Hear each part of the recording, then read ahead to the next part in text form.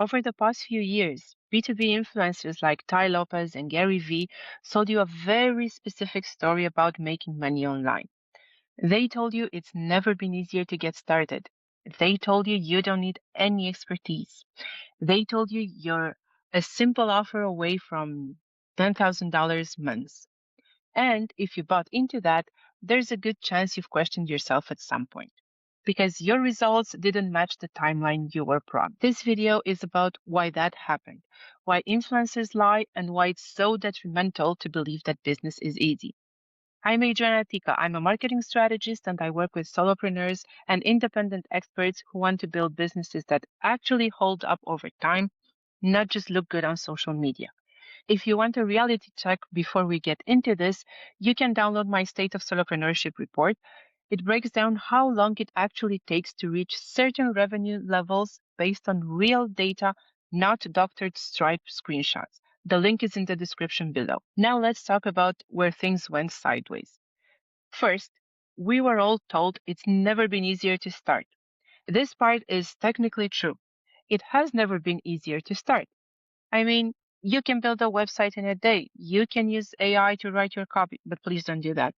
You can design something that looks credible without having done the work behind it. You can open a LinkedIn account tomorrow and position yourself as a consultant. That's all real. What gets left out is what that actually means. When everyone can look credible, credibility stops being an advantage and becomes table stakes. Everyone and their mother can open a social media profile and get started. This doesn't matter anymore because it made it harder to stand out, harder to build trust, and harder to convert attention into revenue. Now, this part rarely makes it into the content of influencers because they don't want you questioning them or thinking too much. They want you uplifted, happily handing over your credit card for the course that promises you overnight riches. The second thing everyone says is you don't need expertise. This one spreads fast because it lowers the psychological barrier and it actually deals with all of our insecurities. You've probably seen versions of it framed like this. You don't need to be an expert. You just need to be one step ahead of your audience.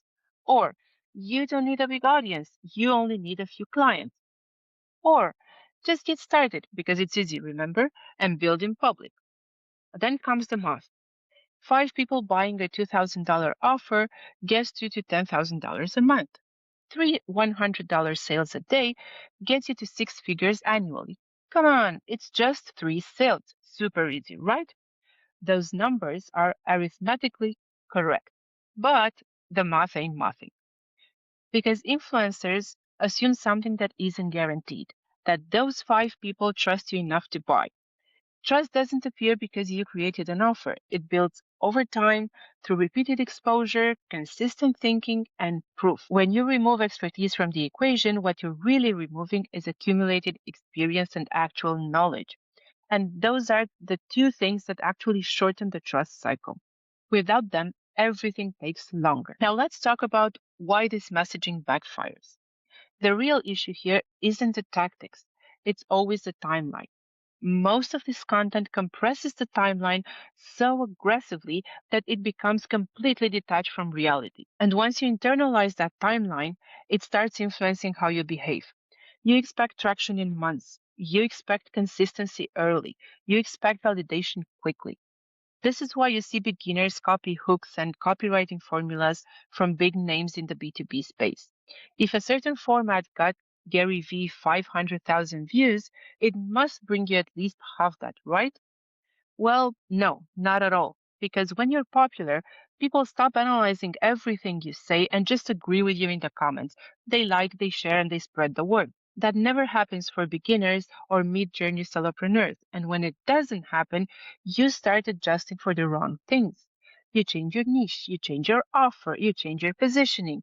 You assume that the strategy is broken, but in most cases, the strategy just didn't have enough time to work. Now, here's what the data actually says. I built the State of Entrepreneurship report, the first unbiased report on this industry, precisely because I wanted actual data to combat the misinformation online. And what do you know? The average time it takes to reach $100,000 in annual revenue is about 3 years. That's across people who are actively building, publishing, selling, and iterating. 3 years, not months. Now, that doesn't mean that you personally need exactly 3 years. Some people move faster, some take longer, but it does give you a baseline, a realistic one. So, if you've been doing this for 6 months and expect a full time income, you're not behind, you're actually early. The problem is that nobody frames it that way, and you end up comparing your pilot episode to someone else's third season. Here's how they dupe you into buying Greg's to Riches courses.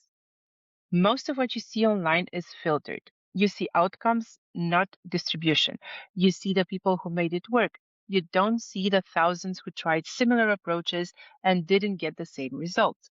That's survivorship bias in action. It shows up everywhere in business content. Case studies highlight wins. Twitter threads highlight breakthroughs. Courses highlight results. What's missing is the context. What did those people have before they started? Did they have an audience? Perhaps industry experience? A network? Did they have capital they could invest in their business? Heck, even Cinderella, the star of the ultimate rags to riches story, had an unfair advantage. She had a bloody fairy godmother. If you dig deep enough into the story of each B2B influencer, you'll always find the equivalent of the fairy godmother. Take Tai Lopez. His viral Here in My Garage campaign leaned heavily on the idea that knowledge could quickly translate into wealth. The messaging emphasized fast access to results through learning systems and mentorship. What you don't know is that that campaign was backed by significant ad spend and a highly optimized distribution strategy. There was a lot of aggressive YouTube advertising as a primary growth driver. What people saw was speed. What actually powered it was capital, infrastructure, and paid reach. Those are very, very different starting points. Now look at Gary Vaynerchuk. A lot of his advice revolves around starting now, documenting your journey, and building in public. That part is directionally useful, but context matters here too. Before becoming a content figure, Gary Vee scaled wine library from a local store into a multi-million-dollar business. He had years of operational experience, brand understanding, and market knowledge before he even picked up a camera and hit record. So when someone hears just start posting, they're applying beginner tactics to an expert foundation that they don't have yet. And that is the gap that changes outcomes. And finally, we have Dan Lok, the king of high ticket sales.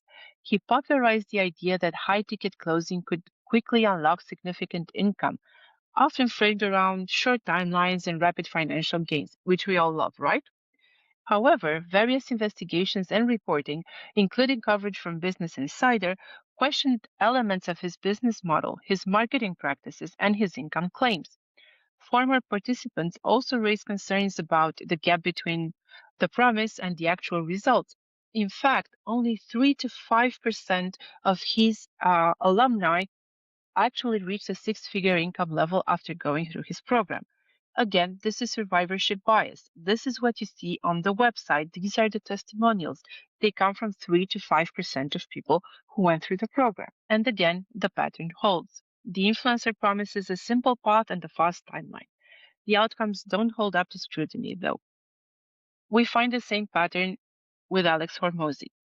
His content often simplifies business growth into clear levels: offer, pricing, acquisition, retention. That's it.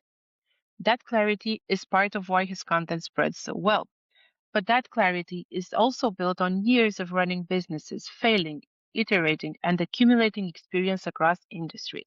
When that kind of experience gets compressed into short form advice, it can feel like execution is the only missing piece that you just need to roll up your sleeve and start working.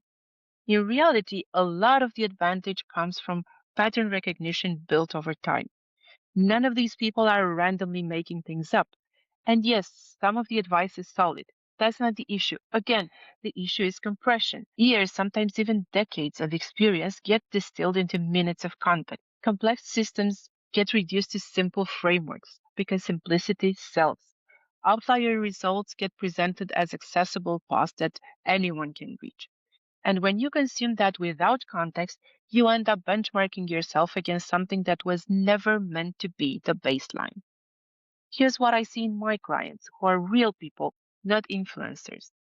By the time most people reach out to me, they're not beginners. They do have a steady revenue stream, so they're not broke either. They've been trying for a while, they've taken the courses, they follow the frameworks, they've implemented the tech, and they're tired. They're so fucking tired. I think jaded is, in fact, a better word here. So most of my work becomes stripping back the influencer coat of paint and looking at what actually works for them. And that something is never ever a framework that they apply as is to their business. That shit doesn't work. Here's what does though. First, you build an audience that recognizes itself in your work. And despite what Hormozi says, that doesn't happen through volume alone. It happens through clarity and repetition.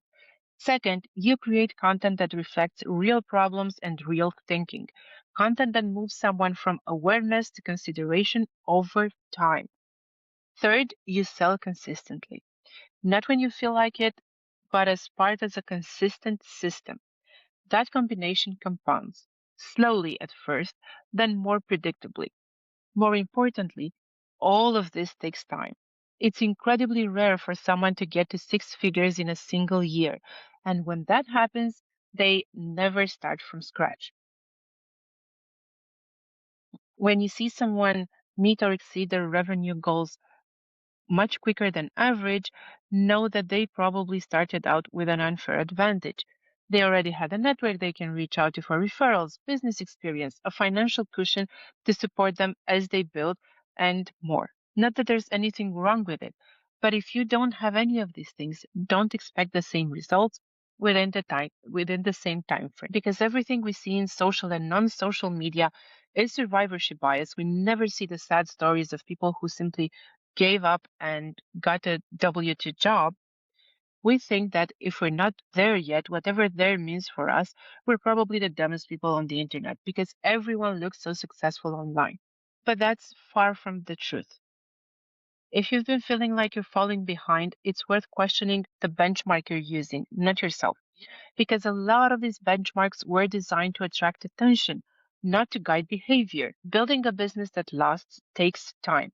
And it's not easy. Even if B2B influencers told you that, all it takes is a simple framework they generously offer you in a group program or a course. And please stop thinking there's something wrong with you. You're okay. You're just benchmarking against fairy tales, Cinderellas, and influencers. Once you see it clearly, you stop chasing speed and you start building something that can actually carry you in the long run. If you want realistic benchmarks and a clearer picture of how solopreneurs are actually growing their businesses, download the State of Solopreneurship report. You'll find the link below in the description of this video. And if you want more on building a business that compounds over time, don't forget to hit the subscribe button.